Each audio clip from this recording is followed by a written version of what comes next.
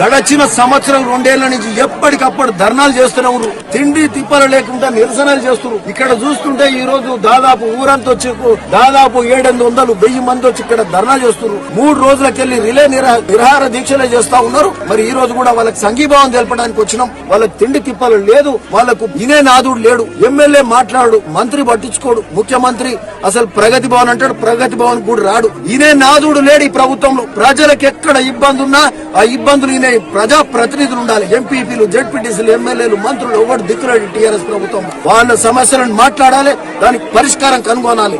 ఈ టీఆర్ఎస్ ప్రభుత్వం అప్రజాస్వామిక పాలన నడుస్తుంది. 7 ఏళ్ల నుంచి ఇబ్బంది పడుతూనే ఉన్నారు. ప్రతిపక్షంలో ఉన్నప్పుడు తిమ్మాపూర్ రైతుల కోసం ప్రతి కట్ట మీద బసాపురం ప్రాజెక్టు మీద ధర్నాలు చేసినాం. ధర్నాలు పాల్గొచ్చు, వాళ్ళ బాధలు తెలుసు, వాళ్ళ ఇబ్బందులు తెలుసు. కాబట్టి వారం చెల్లి కూడా అనుకుంటాం వివిధ కార్యక్రమాలు ఉంటే సమీక్ష హుస్నాబాద్, తిమ్మాపూర్, బసాపూర్ R&R ప్యాకేజ్ కింద ఇవన్నీ కూడా వసతులు ఎంత ఏమి లేవు, ఏ విధంగా తీసుకురావాలనే ఆలోచన చేసినాం. వీటన్నిటి కూడా సమగ్ర పరిష్కారం అనేది చూసినాం.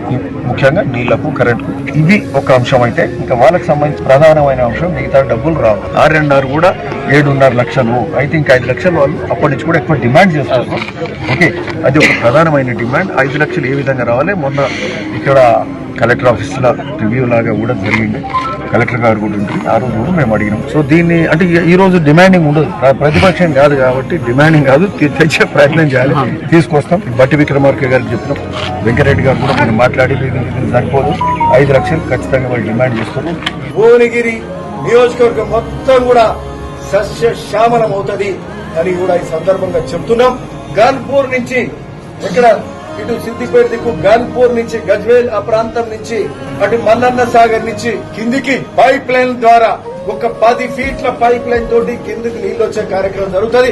ఈరోజు మన కాంగ్రెస్ ప్రభుత్వం ప్రజాపాలన రేవంత్ రెడ్డి గారు ప్రత్యేకమైన దృష్టి పెట్టి సీతక్క గారి ఆలోచన ప్రకారం మంచినీళ్ళు ఇచ్చే కార్యక్రమం ఈరోజు ఆ మిస్సింగ్ లింక్ 16 కిలోమీటర్లు 210 కోట్లతో చేసి ఇది మానవతా దృక్పథం. ఇది ముఖ్యమంత్రి గారి రేవంత్ రెడ్డి గారి దృక్పథం అని సందర్భంగా చెప్తున్నాం.